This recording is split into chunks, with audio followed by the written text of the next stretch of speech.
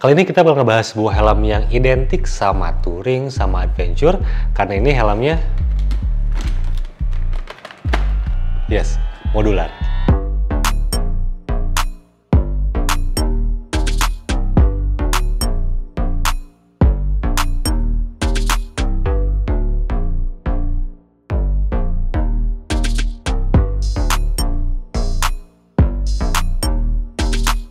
Assalamualaikum, halo semuanya, selamat datang kembali di channel Acuan Hobi bareng gue Zandi.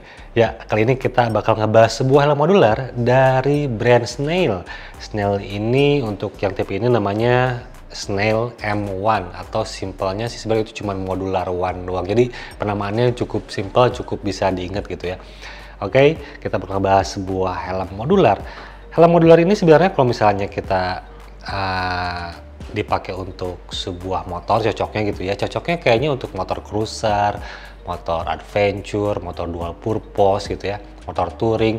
Kalau misalnya untuk di skuternya atau maticnya mungkin bisa masuk ke X-Max 250, big scooter gitu ya, atau ke small motorcycle itu mungkin masuknya ke naked bike di 150cc sampai 250cc kayak M15, kayak Verza, CB150 mungkin masih cocok pakai helm ini. Untuk motornya cuman untuk penggunaannya udah pasti kebanyakan dipakainya untuk adventure juga untuk touring gitu ya, untuk dual purpose lah. Ini helm Snail M1. Kita bakal bahas lebih detail. Yang pertama kita bahas soal eksteriornya dulu. Dari eksterior, untuk desainnya sendiri karakternya ini kuat banget dengan generasinya yang sekarang di brand Snail kayak FFS 1, FFS 2, terus sama juga dengan yang open face-nya yaitu yang Daily One, Snail di D1 ini karakternya sama. Dia sporty, cuman simpel banget, gua ngeliatnya kayak gitu. Ini simpel banget untuk desain dari si helm Snail M1 di sini gitu ya. Untuk detailnya sendiri, ventilasinya bagian depan hanya ada satu, ini mode fan. Untuk mode fan-nya di tengah, single mode fan, mekanismenya di sliding, cukup ringan untuk mekanismenya. Lalu untuk bagian top air-nya di sini, ini ada dual top air fan kiri kanan dengan mekanisme di sliding juga. Oke, dan di bagian belakang, ini ada outlet ventilation buat ngelepas hawa panas. Cuman ini bukan spoiler karena ini simple banget desainnya. Dan lekukan di belakangnya di sini ini mirip dengan yang karakternya Snail di generasi yang sekarang gitu ya. Jadi itu untuk karakter desainnya cocok dengan segmennya helm ini yang cukup simple, nggak mau neko-neko, nggak butuh helm agresif buat sebuah helm touring. Jadi ini pas banget untuk si desain ya, nggak berlebihan lah gitu.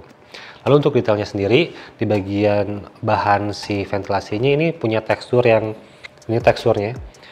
Jadi gue suka dengan perpaduan warna black dove dan juga tekstur di si ventilasinya di sini dan tekstur bahan ABS lainnya, jadi cukup stand out sih di bagian top air fan, di bagian outletnya, dan bagian bawah sebelah sini ini oke juga nih.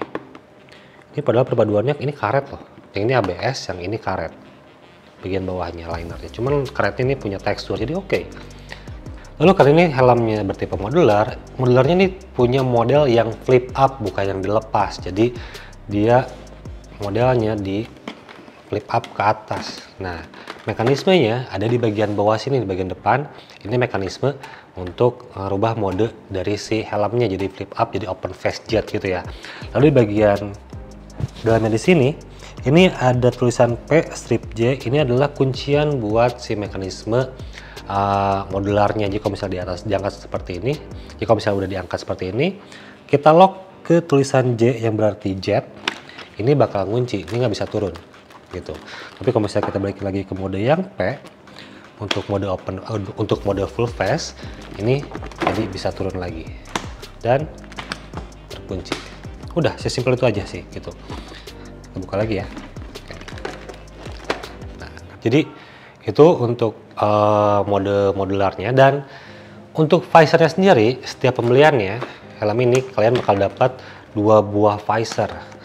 Ada visor yang iridium seperti yang sekarang terlihat, dan dia tipenya kayak flat di sini, jadi kesan sportinya makin dapat dengan tipe visor yang flat seperti ini. Dan kalian bakal dapat juga visor yang clear. Nah sebenarnya kalau gue pribadi, gue lebih condong pakai yang clear aja di helm ini karena helm ini sudah ada dual visor juga, ada sun visornya. Dan kayaknya kalau misalnya untuk dipakai jarak jauh untuk touring, kita nggak pernah tahu ada medan seperti apa, cahayanya seperti apa, untuk lebih memastikan atau lebih aman gitu ya, lebih preventif soal cuaca, soal visibilitas, gue lebih pilih yang mode clear dibandingkan dengan iridium seperti ini. Mungkin kalau misalkan udah tahu bakal kemana, jaraknya udah kelihatan, destinasinya udah jelas, bisa pakai iridium. Cuman kalau gue lebih prefer pakai yang clear. Sekarang kita coba ganti si visornya pakai yang clear dulu. Untuk mekanismenya sendiri ini gampang banget. Ada button warna merah, tinggal ditarik aja, langsung kelepas. Sebelah kanan. Oke, udah langsung kelepas. Jadi mekanismenya simple banget, nggak rentan patah. Jadi cukup aman dan memasangnya pun simple. Tinggal masukin kedudukannya dan ditekan. Sudah terpasang lagi. Oke, itu untuk visor. Dan untuk facet holdernya, untuk rekatnya, detailnya, ini tuh dia punya tekstur carbon lux di bagian dalamnya dan bentukannya hanya bulat aja. Jadi simple banget untuk mekanisme dari si rekat Snell M1 di sini. Oke, dan untuk fitur di bagian visornya, selain ini visornya udah flat gitu ya, ada visor lock di bagian kiri bawah di sini. Ini konvensional, tinggal dikasih tenaga lebih aja buat menguncinya. Untuk melepasnya pun sama. Jadi dia hanya ada cantolan di dalamnya buat mekanisme penguncian si visornya. Nah, oke. Dan untuk fitur lainnya, sayangnya belum ada push pin untuk menyimpan atau memasang anti fog, khususnya yang bermerek Pinlock. Ini nggak bisa masang Pinlock di sini. Cuman karena sekarang udah banyak pilihan anti fog gitu ya, kalian bisa pakai anti fog yang tanpa menggunakan push pin yang ditempelin doang kayak gitu, atau pakai cairan anti embun gitu ya. Untuk si visornya pilihannya itu aja sih mungkin, karena tidak ada push pin di helm ini. Dan untuk sun visornya, karena ini helmnya dual visor, ada sun visor di sini. Biar gua pindahin ke mode terbulat dulu. Oke. Dan ini untuk mekanisme sun visornya di bagian kiri bawah. Ini mekanismenya di sliding aja. Simple banget. Pada saat mode tertutup atau turun si sun visornya, ini kerasa ada kunciannya. Cuman pada saat ke atas, ini nggak kerasa ada kuncian sih. Cuman naik aja gitu, masuk ke dalam gitu. Oke. Dan untuk sun visornya sendiri ini bisa dilepas kalau misalnya perlu untuk dicuci gitu ya, tinggal ditarik doang.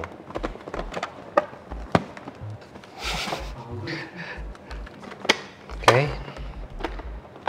Jadi untuk si sun visornya bisa dilepas, tinggal ditarik aja dari si mekanismenya, karena cuman di kunciannya seperti ini doang, cuman diselipin doang gitu. Kita pasang dulu dari yang sebelah kanan dulu. Tinggal ditekan aja. Oke, udah terpasang. Sekarang yang sebelah kirinya. Oke, udah terpasang kembali. Kita lap lagi. Pakai celing dulu untuk visor cleaner ya. Oke, dan udah terpasang kembali sun visornya. Cuman concern gue soal penempatan mekanisme dari si sun visornya di sini. Mekanisme untuk nurunin sun visor itu di bagian kiri bawah. Jadi agak kesulitan buat memasang intercom di bagian sebelah sininya gitu ya. Di bagian kiri bawah di sini rata-rata intercom sebelah sini nyimpannya. Dan untuk mengakalinya, kayaknya kelihatannya hanya bisa maju sedikit ke depan untuk yang tipe intercomnya cukup compact, atau mundur ke belakang. Ini masih bisa pakai klem jepit ataupun klem tempel. Di depan sama bisa klem jepit atau klem tempel. Cuma klem tempel kayaknya ngeganggu si tipe modularnya. Mungkin di depan ini kayaknya klem jepit aja, di belakang ini lebih luas. Cuman dia agak mundur ke belakang gitu untuk si intercomnya. Untuk di helm Snell M1 di sini. Mau di atas juga boleh sih. Suka-suka sih. Cuman gue lebih prefer mundur ke belakang di sini untuk memasang si intercom gitu. Lalu untuk material di helm ini tuh dia berbahan termoplastik yang sudah tersertifikasi SRI dan juga ECI. Sebenarnya untuk waktu rilis di tahun lalu, tahun 2023, ini tuh di launching punya sertifikasi ECI 22.05. Tapi sekarang kayaknya udah ada update karena tulisan di belakangnya di sini ini tuh ECI 22.06. Jadi ada update ya, tanpa ada perubahan bentuk. Jadi ya itu yang tertera untuk informasinya untuk sertifikasi di helm Snell M1 di sini gitu. Lalu untuk cell size-nya gue tidak mendapatkan info lebih lanjut. Kemungkinan ini hanya ada satu cell size dan juga satu IPS size mungkin ya. Ini gua nggak dapat informasi lebih lanjut soal cell size dan juga si IPS size-nya. Dan untuk bobotnya sendiri yang tertera di sini tuh 1550 gram, kurang lebih 50 gram untuk size L. Coba kita tes dulu. Oke, 0 gram. Kita rekam pakai HP. Oke, 0 gram. Reset dulu. Oke, sudah 0. Sekarang kita taruh helmnya.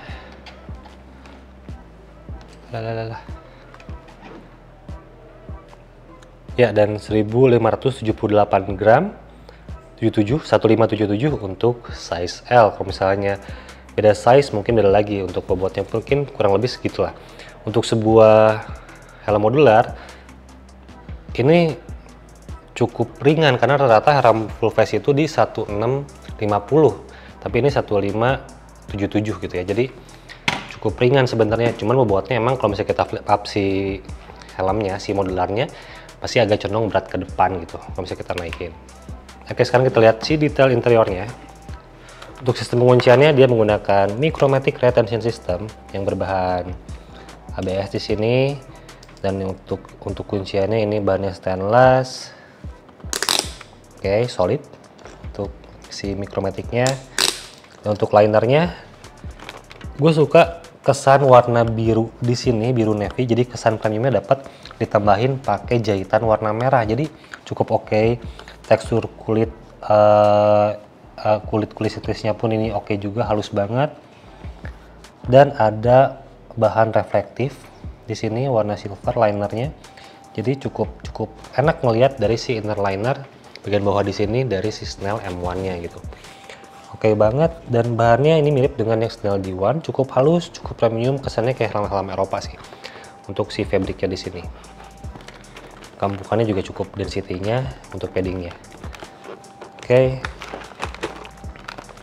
Dan untuk di bagian crown pad-nya ada aksen mesh warna merah di situ, bagian belakang, bagian dalamnya tuh ada jaring lagi warna merah, jadi cukup aksen tipis-tipisnya. Ngasih kesan premiumnya dapat lah gitu, enak ngelihatnya gitu. Dan helm ini sudah ada fitur wearable glasses dan juga intercom ready. Coba kita bongkar si linernya. Tulisan wearable glassesnya cuman kayak paper biasa, kertas biasa, bisa dilepas. Tadi gue lupa ngejelasin soal si chin curtain di sini.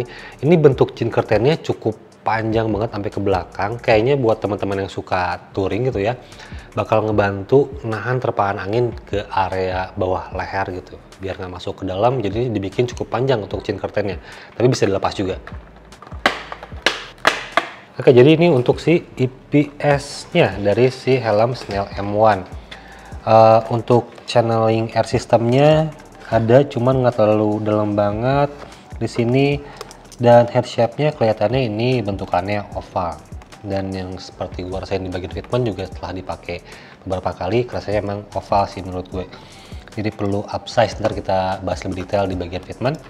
Untuk lubang ventilasinya ada 2 buah untuk intake-nya dan 2 buah untuk outlet-nya. Cuman posisi ini kayaknya agak ke depan, hampir-hampiran ke bagian forehead untuk intake-nya. Oke, dan untuk sebelah sampingnya di sini IPS kiri kanan di bagian chin guard-nya ini tuh ada fitur intercom ready, slot untuk speaker intercom. Agak mundur ke belakang mungkin biar kalau misalnya pengetesan impact-nya nggak langsung ke telinga kalau misalnya terpasang speaker, mungkin kayak gitu ya. Oke, dan sayangnya masih banyak baut sih di sini karena ini helmnya modular juga sih. Jadi untuk mekanisme si modularnya gitu. Chin strap-nya di sini nggak bisa dilepas, paddingnya nggak terlalu tebal juga sih untuk padding si chin strap-nya. Oke. Dan ini untuk si cheek pad-nya cukup panjang sih. Ini cheek pad cukup panjang. Untuk bagian crown pad-nya, bagian atasnya tertutup semua pakai mesh di sini, cuman bisa dilipat sih kayaknya. Nah, kalau misalnya mau bisa dilipat kayak gini. Untuk bagian si crown pad-nya, mekanismenya untuk bagian cheek pad 2 snap button di sini, tidak ada yang lainnya lagi. Ada velcro di bagian belakang bawah sini, Dan untuk crown padnya hanya diselipin doang bagian depannya ke slot-slotnya. Bagian belakang ada snap button 2. Untuk chin guardnya juga sama, cuma pakai snap button doang. Chin curtain cuma snap button doang. Jadi itu untuk si interior dari si helm Snell M1 di sini. Dan ini juga ada fitur wearable glasses. Ntar kita coba juga di bagian fitment. Sekarang kita cobain si helmnya, bakal gue jelasin gimana impresi pemakaian pakai helm ini. Oke, semua padding udah terpasang. Cuman ini helmnya size L. Gue tuh pakainya size S biasanya. Ini size L ini buat sekitar 59, 60 seharusnya gitu ya. Cuman gue agak kaget karena nggak selonggar itu, karena emang harus upsize. Ya masih tetap longgar sih, makanya untuk lebih pas gitu ya, gue bakal pakai balaclava di sini.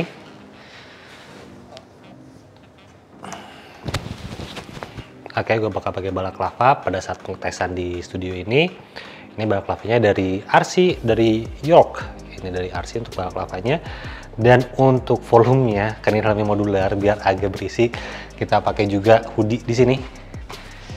Armor hoodie dari RC juga, jadi udah ada protektornya untuk hoodie ini, jadi lebih berisi kelihatannya. Oke, sudah pasang hoodie, balaclava di sini.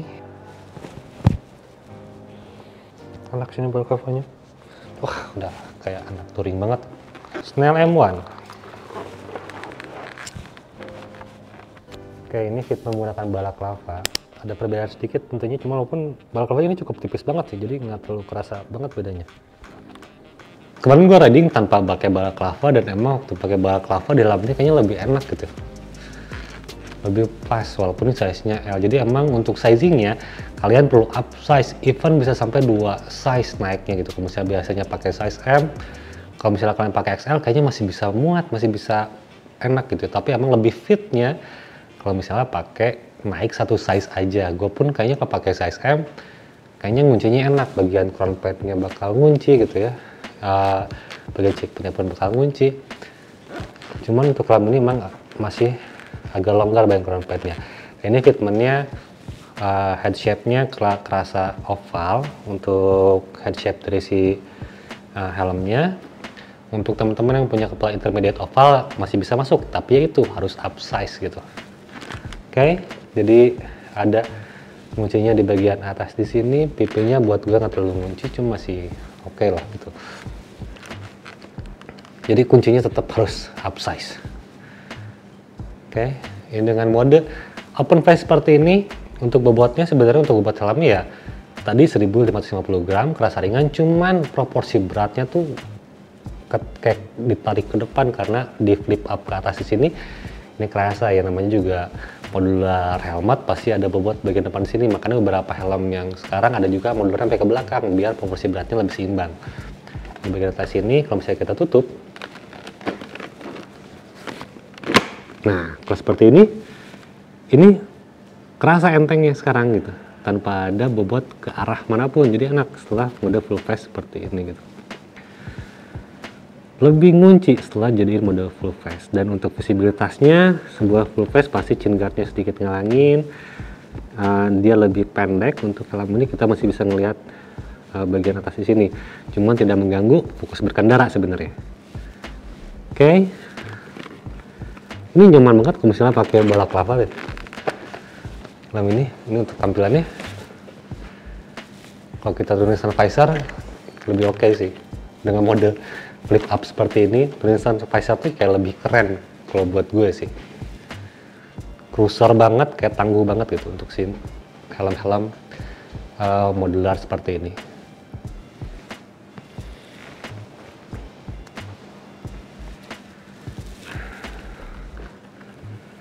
Oke, untuk cheekpadnya dia lebih maju ke depan, kayak tipe helm cruising, itu helm touring. Maju ke depan, even dalam mode open face seperti ini, dan dia lebih tinggi, bisa ngelindungin tulang pipi bagian atas, kerasa banget lebih tinggi. Bawahnya sedikit, yang bawahnya tapi jadi sedikit agak ngatung, cuman enak gitu, tetap enak untuk si cheekpadnya. Mode-mode tipikal modular seperti itu untuk bagian cheekpadnya. Oke, sekarang penasaran, gue coba buka balaclava dulu. Nah ini kerasa longgarnya lebih kerasa sih dari balaclava, jadi nggak nyentuh sama sekali karena emang kegedean sedikit gitu ya untuk sizingnya. Kuncian crown padnya agak di atas gitu ya karena ini helmnya oval. Lalu untuk ruang untuk telinga kitanya, untuk telinga gue sebenarnya ini cukup aman, cuman nyentuh sedikit chickpad bagian bawah itu nyentuh ke telinga, cuman nggak sampai nekan, nggak sampai ngelipat juga gitu, cuma nyentuh doang. Dan emang untuk bagian slot speaker intercomnya ada di belakang atas gitu, jadi nggak di sebelah telinga banget untuk slot speaker intercomnya. Ini sebelah telinga kita banget tuh ini bagian chin strapnya, jadi mundur ke belakang untuk bagian intercomnya. Dan untuk kacamata, ini kacamatanya tipis, ada fitur label glasses. Untuk frame tipis ini aman banget. Kita turunin sun visornya, masih aman gitu, masih ngeliat. Dan untuk visibilitas sun visornya sendiri, menurut gue ini sangat cukup sih waktu gue pakai lagi riding tadi pagi-pagi langsung ke sorot matahari. Ini tuh pas gitu untuk kegelapan yang nggak terlalu gelap juga, nggak terang juga. Sangat cukup karena emang isi itu punya punya standar nggak boleh terlalu gelap juga untuk dari si visibilitas atau intensitas si sun visornya gitu, harus pas kegelapan, nggak boleh gelap-gelap banget. Ini cukup sih, beda dengan yang Snell D1 menurut gue. Enak. Oke, kita tutup sekarang tanpa balaclava. Mantap sih. Oke, dan untuk kegelapannya helm ini sebenarnya cukup kedap. Cuman karena sizingnya kurang pas buat di kepala gue itu ada suara masuk dari bawah chickpad gitu. Di speed 50 km/jam. Overall cukup kedap, nggak ada satu titik yang menyebabkan bunyi nggak enak gitu. Jadi untuk kegedapannya masih oke untuk helm ini.